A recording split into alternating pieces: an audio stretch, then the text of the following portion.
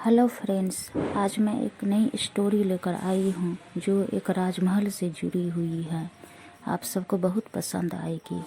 बढ़ते हैं अपने कहानी की तरफ। स्टोरी अगर पसंद आ जाए तो चैनल को सब्सक्राइब कर देना। के संबंध में मैंने सुना है कि वहाँ एक दिन एक जादूगर आ गया था और उस गांव के कुएं में उसने एक पुड़िया डाल दी थी और कहा था कि इस कुएं का पानी जो भी पिएगा वह पागल हो जाएगा।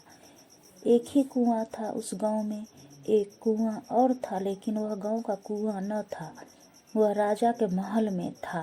सांझ होते होते तक गांव के हर आदमी को पानी पीना पड़ा, चाहे पागलपन की कीमत पर भी पीना पड़े, लेकिन मजबूरी थी।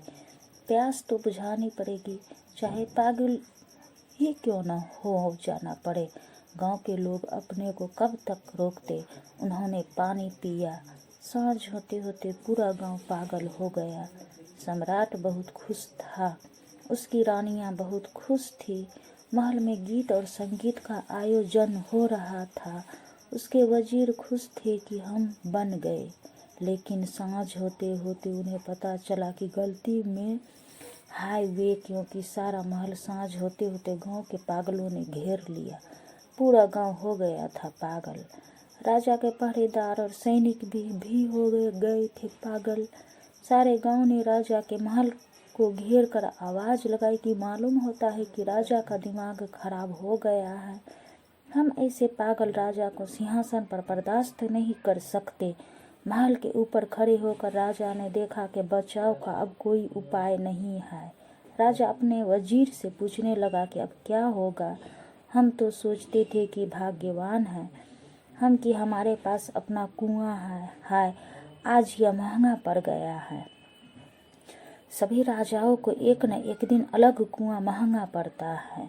सारी दुनिया में पड़ रहा है। जो अभी भी राजा है, कल उनको भी कुआं महंगा पड़ेगा। अलग कुआं खतरनाक है, लेकिन तब तक ख्याल नहीं था। वजीर से राजा कहने लगा, क्या होगा अब? वजीर ने कहा, अब कुछ पूछने की जरूरत नहीं है। आप भागे पीछे के द्वार से और गांव के उस कुएं का पानी पीकर जल्दी लौट आए, अन्यथा यह महल खतरे में है। सम्राट ने कहा, उसे कुएं का पानी? क्या तुम मुझे पागल बनाना चाहते हो? वजीर ने कहा, अब पागल बने बिना बचने का कोई उपाय नहीं है। राजा भागा, उसकी रानियां भागी। उन्होंने जाकर उस कुएं का पानी पी लिया। उस रात उस गांव में एक बड़ा जलसा मनाया गया। सारे गांव के लोगों ने खुशी मनाई, बाजे बजाए, गीत गाए और भगवान को धन्यवाद दिया कि हमारे राजा का दिमाग ठीक हो गया है, क्योंकि राजा भी भीड़ में नाच रहा था और गालियां बक रहा था। अब राजा का दिमाग ठीक हो गया, चूंकि हमारा नींद सार्वजनिक है, सार्वभौमिक है, क्योंकि हम जन्म से ही सोए हुए हैं।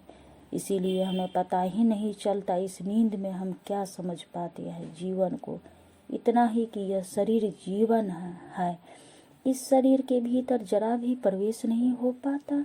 यह समझ वैसी ही है जैसे किसी राजमहल के बाहर दीवार के आसपास कोई घूमता हो और समझता हो कि यह राजमहल है। दीवार पर, बाहर की दीवार पर, चार दीवारी पर कोठे के बाहर कोई घूमता हो और सोचता हो कि राजमहल है। हाय फ्रेंड्स, मैं कोशिश करती हूँ अच्छा से अच्छा वीडियो बनाने का। आप सब प्लीज़ कमेंट करके बताएं।